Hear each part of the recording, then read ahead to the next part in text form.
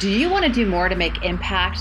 How we serve others and our world is how we pay our rent for being here. So get ready to learn how you can make a difference by simply choosing to shop, live, and share with a socially conscious mindset. In this episode of Passion for Impact, I have the honor of interviewing Tanya Donahue, CEO and founder of Mango and Moose, a socially conscious lifestyle brand. Get ready to be inspired, empowered, and educated on how we can all make an impact. This is the Passion for Impact podcast with speaker, trainer, and socially conscious advocate Tricia Miltimore. Thank you for joining in for the Passion for Impact podcast, where we have one clear goal: to educate, empower, and elevate social consciousness in people and business. If you are new, let me share that we create a fresh episode every 2 weeks featuring businesses and people who are creating real impact using their talents, skills, and passion in business and life. I often feature companies that make or support people who make amazing products while creating positive social impact. So be sure to subscribe to receive links to their websites, plus any special offers that might be available for you. And there is definitely one today. To subscribe, visit passionigniter.ca/podcast. That's passionigniter.ca/podcast. So I have on the show today a woman who is my socially conscious mentor. Tanya Donahue, a founder of Mango and Moose, is someone with a big heart who cares first, cries with you, and then says yes, all before figuring out the next step. It is true. She believes that everyone deserves the right to live a life of dignity and that all people are meant to be cherished.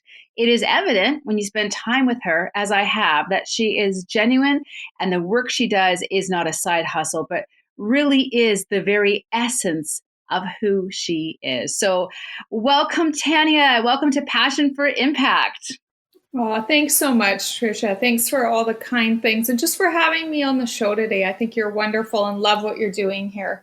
Oh, thank you. It's mutual love both ways. And of course, I should let listeners know, I worked with you actually when you were launching Mango Moose, just for a little bit of time. But I was just so inspired by how you really did teach me. And we were kind of talking off air a little bit, but I had the seed within me of wanting to make impact. But you really helped me to understand that the littlest choices I make can actually make a real difference in the lives of others. So that's all from you.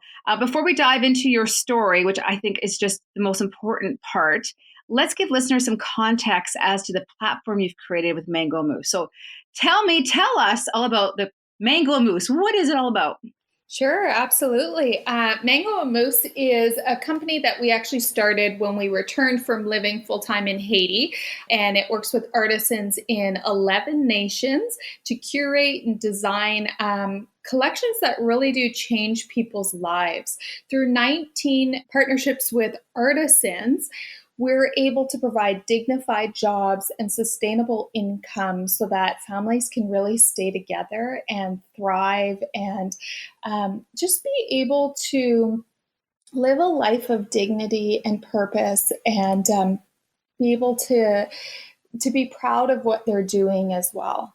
So when you created Mango and Moose, you had just moved back from Haiti. Maybe if you could just give us some idea about your story, a general outline of Tanya's life with Mango Moose starting up. What did that look like for you? Yeah, so our story starts a little bit further back with having proceeded with an international adoption about 12 years ago, and really just seeing that there was a need, that there was orphans who were out there who needed families, and we did our first adoption from Haiti of a little girl who was 2, and then we proceeded with our second adoption of a little girl who was 6 years old. And through that, we really just had the opportunity to be traveling back and forth to Haiti over several years, actually, and getting to know the birth families of these girls. And that's really kind of an interesting aspect, is that both of my daughters do have birth families. And in fact, they each both still have a parent who is living. And that opened our eyes to something that's often referred to as an economic orphan. So rather than our daughters being orphans in the truest sense, going into an orphanage that and they didn't have parents who were living. They actually still had a parent who was living, but they were relinquished because of their families not being able to care for them. And this really broke my heart. Just the idea of thinking that everyone should have the right to parent their own kids, not just those who are privileged. Eventually, it led us to moving to Haiti with our whole family. So, we're actually a family of six. We have two biological sons as well. And the purpose of moving there was so that the girls could be more connected with their birth families, learn the language, and that we could also work on business development in the country, knowing that there were thousands of other children in the same scenario, families where parents wanted to be able to keep their kids, but when you can't take care of them, really you don't have another option sometimes except for them to go into orphanages. It just breaks my heart even now thinking about it all.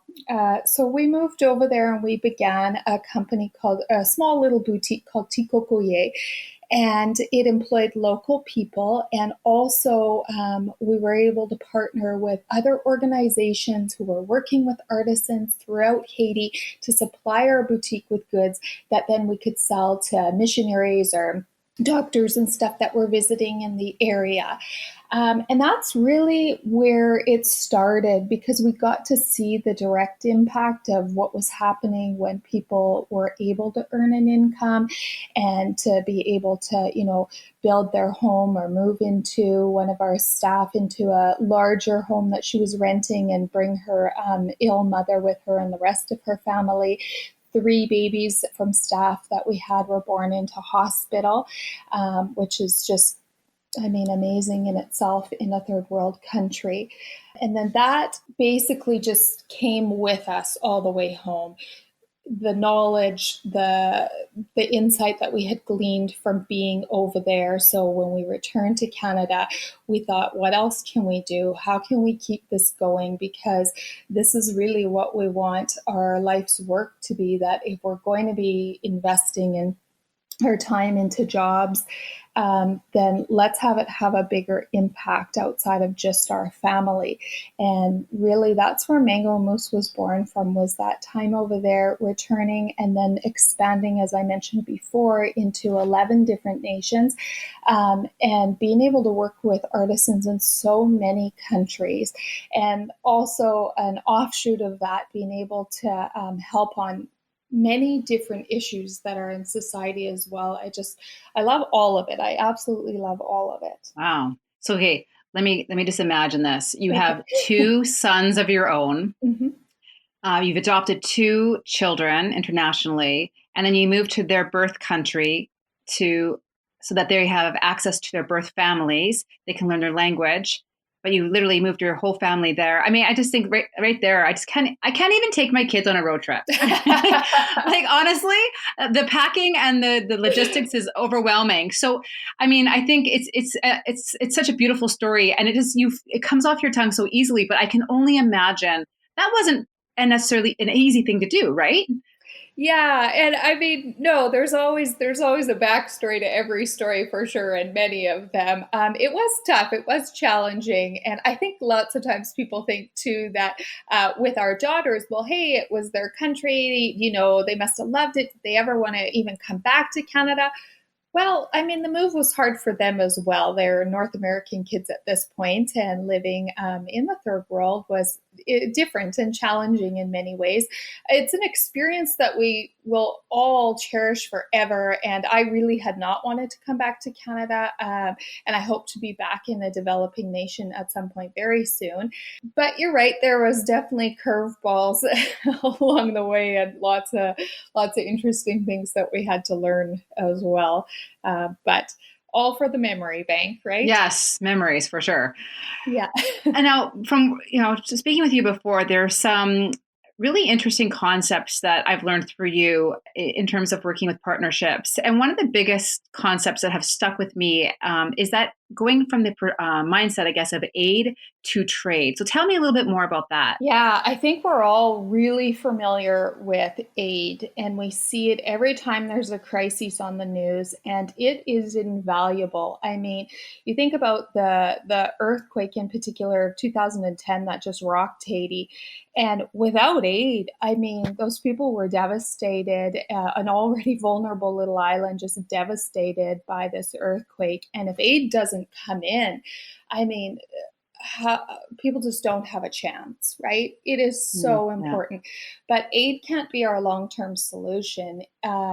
Aid doesn't help anybody to actually advance or keep moving forward. That's where we need to move into the idea of trade.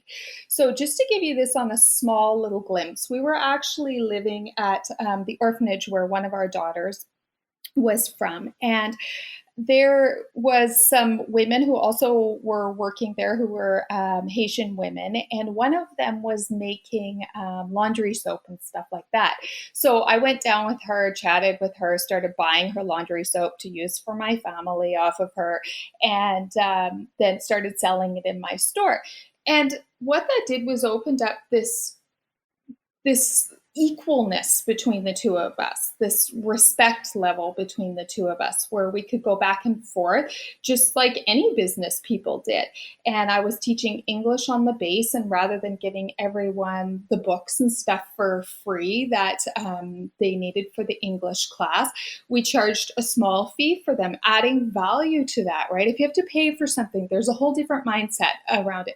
Also, it wasn't this free gift from Tanya. Mind you, it didn't cover the cost, like it was highly subsidized. But again, it brought us to a different place of equalness then, where it wasn't a favor I was doing them because they were paying for this program and they were paying for this book, right? It was actually really beautiful. So that small idea of what trade means, we wanted to move that into the bigger realm, which is now Mango and Moose, where you're not just giving handouts, but you're actually working with people. So it's not something that they have to feel embarrassed about or ashamed about. No, they're working, they're providing goods that are of great quality and awesome designs. And it's a mutual respect and just dignified work together on all of our parts. So it's really about linking arms together, and no one is a savior and no one is the one who's needy. We're actually just doing trade. Dignified work. I love that word, dignified. It's something we don't necessarily think about over here, but it means a lot to people who have that opportunity for sure. We should mention that Mango and Moose has, in terms of products, everything's handmade and handcrafted, which I love. There's like accessories, there's handbags. I have a Mango Moose purse, which I use it every day. I think about it when I'm carrying it around. I'm like, someone actually physically made this. That's pretty cool. Oh, I love that. Right? And the earrings, bracelets, and necklaces, and each one has some meaning, and you can feel good that it's handmade. Great gift ideas as well. So mangoandmoose.com is the website if anyone wants to check it out. And we'll give you that special code at the end of this conversation to save a little bit yourself. Okay, back to our conversation. I am very curious. Like, you have this idea, you did it in Haiti, dignified work, that equal partnership, sustainability for those opportunity and income, and then you bring it back to Canada. You create a platform so that the many masses of us who are making purchases anyways can cast our own vote and make a difference by choosing where we shop in socially conscious ways. Tell me a little bit more about the bridge between, okay, this is what I'm going to do, and then creating it. Because that's where a lot of people get stuck, and they think they can't actually make an impact because it just seems too overwhelming. So what was your big moment where you're like, okay, I can do this? And maybe if you could provide a few tips for resiliency in the process. Sure. Yeah, absolutely. That's kind of key, just being able to be persistent for sure. And the truth is, you said it. It actually doesn't matter what it is. Lots of times we will be impassioned about something. Something will stir us up, right? It may be an injustice, and we don't like it. We even hate it, but we feel powerless. We don't really know what to do about that. I've been in this situation to a devastating consequence that, I don't take in as like the blame for, but still the sorrow, I guess, that I feel that I wasn't able to do more, that I wasn't able to help more because I simply didn't know how. That's a tough one for me. So the thing is, I still don't know how to do a lot of things in a lot of different areas, right? This one in particular, I ended up living in a foreign country and really kind of trying to battle it out there, reading as much as I could, but more than anything, working with people and making a ton of connections with others who were doing that kind of work in different nations as well. Before moving to Haiti, I really didn't know where to start, and I'm not sure where I would have started apart from being able to purchase through platforms like Mango Moose and people who were doing these types of businesses, social conscious businesses, being able to purchase through them and knowing that my purchasing had power and I was making an impact that way. To be able to begin Mango and Moose, it really did come from living in the country, actually having the hands-on experience and figuring out how to adapt our business skills to that environment. And more than anything, when you're working in these vulnerable nations, being able to understand the enormity of the plight that they're dealing with. So it isn't just a matter of, hey, I placed this order, where's it at? Why isn't it here? No. Maybe all their roads are, the bridges have washed out because of some environmental cause. Maybe there's rioting and they can't get to the shipment place. Maybe the artisans aren't very skilled when they begin, so there can be a lot of product changes. So product problems. So quality control can be really tough as well. But having lived there, I really had a really good grasp on that, which helps you to be able to work in other nations. And again, working in those other nations, it started with people and context. So if you know someone who is doing something that you're interested in doing or interested in getting involved in, even if you don't know them personally, I mean, the web has brought everyone so close to one another, then reach out to those people, because that is the way that I made connections in other countries, the way I was able to feel trust, confidence that the people we were working with really were on the up and up, right? If I wasn't actually physically there myself, that I knew the group and I could trust the group and the people that were there. So I would say that's key. Whatever you want to do, reach out to people, talk to them, glean as much information as you can from them, and then move forward in that. And really to stick with what you're passionate about, because if it bothers you at the start, it's still going to bother you all the way through, and you're going to want to keep going in it because you actually just are refusing to settle for what the world is today. Wow. So refusing to settle and choosing to make impact. Mm-hmm. There's one of your earrings that so inspirational, the blushing tassels. Right. Yeah. Yeah, I remember that really stuck with me. There's a story behind them. Share the story, because it just, I think, really exemplifies the direct impact one can have by choosing where they spend their money. Yeah, so the blushing tassels that you're talking about come from East Asia, and our partners over there help women to leave the red light district.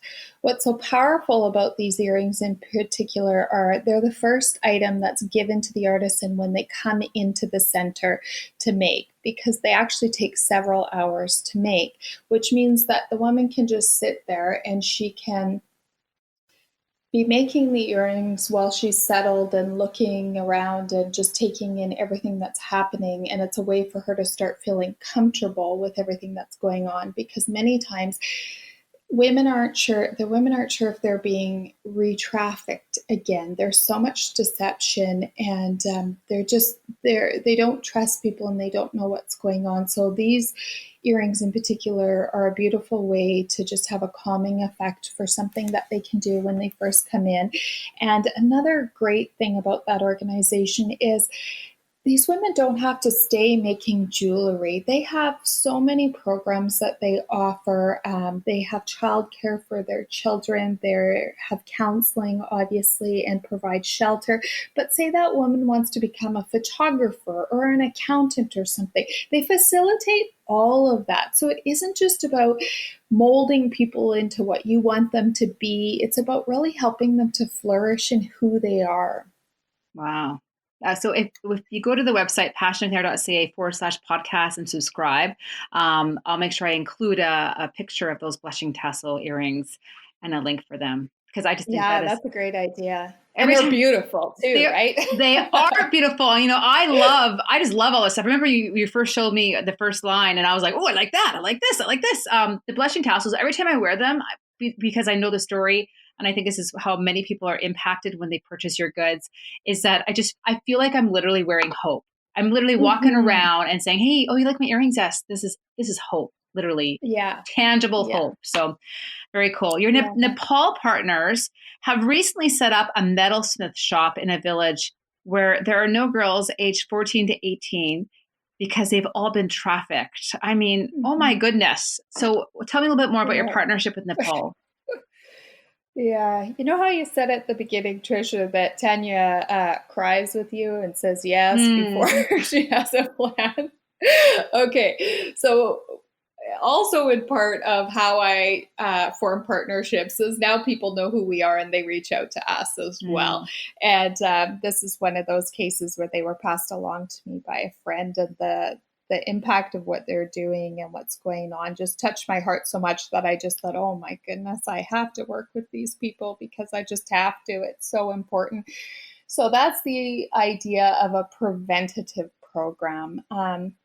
As much as what we just talked about is invaluable, and also our Nepal partners do that as well. They recognized the need for a preventative measure as well. So, therefore, people being able to have jobs and to have work, which keeps families together. In Haiti, we were talking about that in the sense of them needing to relinquish their children to orphanages. And here we're also talking about it in the fact that lots of times the male of the family will go away to work in another, nation or something. And sadly, that's usually just into a position of servitude as well, but then their families are left there and they're vulnerable to traffickers coming to these villages. So when this group found out that there was no girls who were left there, they set up their metal workshop there, and our metal pieces from Nepal actually now come from them. And that's just the sweetest little set ever. It's called L, and we've got it in gold and silver, brass, and it's a little elephant necklace and matching earrings as well. I absolutely love them. They're adorable, but more than that, I just love what they signify as well. I know. I feel like crying. Well, I mean, some of the things you've told me, I think it was you who said at one point, there's some things you can't unsee. Hmm. And I tend to be more the person who doesn't want to know. I want to make an impact. I want to make a difference, but I don't want all the details because I just mentally don't feel like I can handle it. Yeah. So much of the work that you've done by actually going to these places, by having these relationships with these partnerships and hearing their stories, you're just doing really profound work, and you're seeing for other people so that they don't. I don't know. Maybe it sounds terrible, so we don't have to, but we can still have a platform to make a difference. Yeah, Um, and I don't think it sounds terrible. I think it uh, sounds perfectly normal, right? That I mean, it's hard to see that stuff, hard to hear that stuff. And if we can know we're helping but not have to get into all of it. But I mean, at the same time, you're not choosing to just turn a blind eye to it, right? Which mm. we also can't do. Yeah, that is true. Mhm. And social consciousness is defined as having an awareness and then choosing to do something about that. Another really amazing concept that we've talked about a lot that I think is so important for anyone who wants to make a difference is that we need to avoid the all or nothing mindset. And Mhm. that we've talked about it before. We both have 4 kids, and there are times when we need to go buy the clothes that are less expensive because of, you know, reasons and financial reasons, whatnot. Mhm. But we can also choose to maybe buy that hoodie one time that's socially conscious or was made by an artisan, or so it doesn't have to be all or nothing. And I think people should be invited in their social consciousness to make little choices, and they don't have to Yeah. revamp their entire lifestyle. And we can still make a Mhm. difference that way. Oh, I couldn't agree more. I mean, there's nothing worse than that, feeling like, oh, I can't make a difference. So, what's the point? Right. Yeah. Because honestly, like, there are so many things that, I mean, I'm not heavily involved in at all, but if I can change just in some small way. And, we often use like recycling as an example of this. Like, I'm not planting trees, but, I'm recycling and doing my part there. And yeah, we definitely can't throw out our whole wardrobes, nor should we, and just start all over again from scratch. But we can certainly be conscious about what we're purchasing and how much of it we're purchasing, even, and what we are Hmm. spending our time and energy with. Absolutely. But the fallacy of all or nothing just cannot stop us before we even get started. Very true. And for me, Mhm. one of the things I've chosen now is I only buy jewelry or accessories that are handmade or made up with a socially conscious purpose behind them. I love that. And I think too, Trisha, sorry, you also spoke about gift giving like that as well, right? Yeah. Yeah. Yeah, I know everyone around me gets those gifts. right. It's powerful. They sure do. Yeah. But it's such fantastic stuff, and there's always new things. So it's great. Yeah. What is something that you are most proud of? Oh boy. Okay. What am I most proud of? Not to put you on the um, spot. you know what? Honestly, and you're going to think, oh, she's just saying that's right. But I'm so proud of our artists in groups. Like, you think about my part in this, and it just honestly, to me, just feels so small and insignificant when I think of what they're going through to rebuild your life from something like being trafficked or being a child soldier to live without the basic means that you need and the struggles that it even takes to get to work sometimes, and then to learn a craft. Many of the artisans, I say this in the kindest of ways, really are uneducated because of the circumstances of not having the advantages and the opportunities growing up to education, right? So to be able to learn a skill, even jewelry making, of having to learn how to measure things out. And I really learned that living in Haiti and owning our cafe was some things we just take for granted, as it's just knowledge that you have, but truly it's knowledge that we've learned growing up and being educated in school and math and sciences. And um, the fact that they are learning these things, and in Tikokoye, our cafe in Haiti, I mean, they do all the payroll. They do PayPal with me. They have their Skype call with me every week. Like, what they have not learned from just sitting together and teaching and learning, and you do it over and over and over again until it's learned. And I just so respect them for doing that. And our ways can be vastly different, but just being able to really move forward from their circumstances, that's amazing to me, and I'm so proud of them for that. They've certainly been through challenges that we can't even imagine. So true. So I can appreciate that. Yeah. What advice do you have for entrepreneurs who want to include, elements of social awareness in their business? Is there any tips you have so they can get started? I want to say right now, this is not pre-done. Like, I did not know these questions. So I'm super excited about this because I recently spoke at a conference and I was so thrilled at the end of it. I gave my speech. I did not expect that everyone in the room would cry, which is exactly what happened. Aw. And I also did not expect it was a room full of mompreneurs. I did not expect the amount of women who came up to me and talk to me about incorporating some form of ethical production into their company. So they already have their business going, but hey, how can I do it differently? So like maybe a corporate gift giving thing that actually comes from artisan partners now. Hey, I wanted to make a sleeve for these stainless steel mugs that I do, and I needed the leather. Do you have a group that can do that?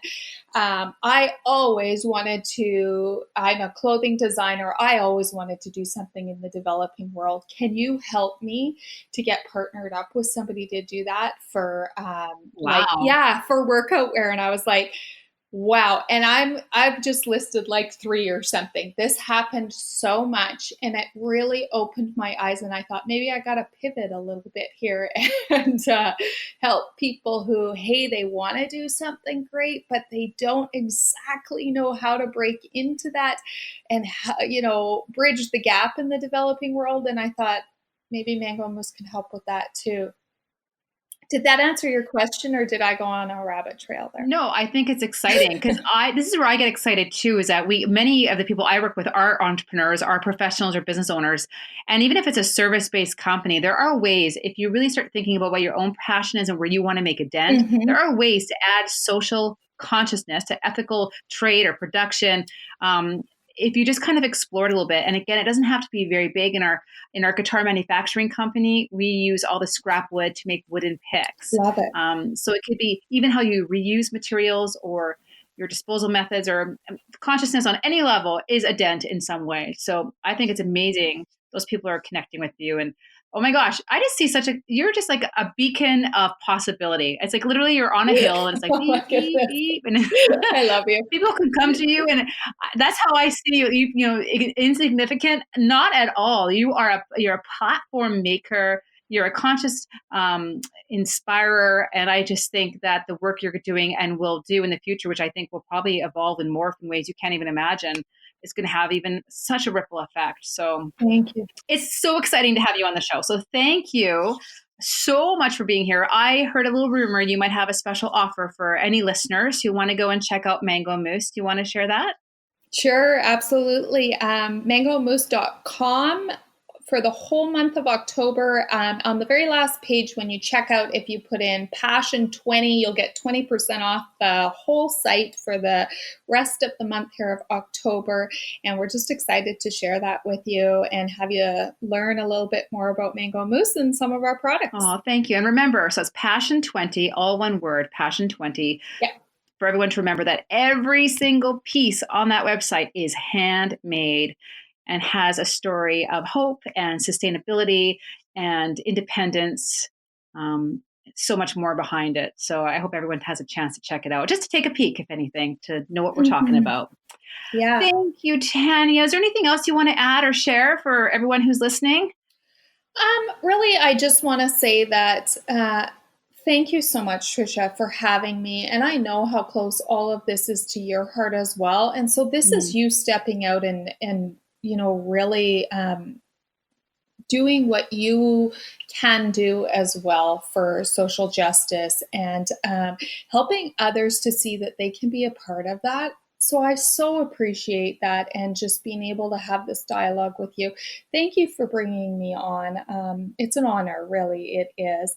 And I love what you're doing. Oh, thank you. And thank you to all those who listen today. Yes, thank you to our listeners. Oh, the feelings are mutual all the way around. Thank you, Tanya, for your time, your energy, your absolute inspiration to step up in my own life and to live more consciously when spending my money and sharing my time and energy. I really do. I feel like I am making a dent, and that motivates my sense of purpose to do even more. If you love socially conscious goods and find this show rewarding, please share with your friends. The more we support organizations like Mango and Mousse, the more life-changing impact they can make. Please rate and review this podcast. It would mean so much to me, as it means more awareness when you do. So share it on your social media. Thank you for listening. Cast your vote. Make your impact one socially conscious choice at a time. Thank you for listening to the Passion for Impact podcast. Visit passionigniter.ca/podcast to subscribe for episode notes, links, and special offers from show guests. Cast your vote. Make your impact. One socially conscious choice at a time.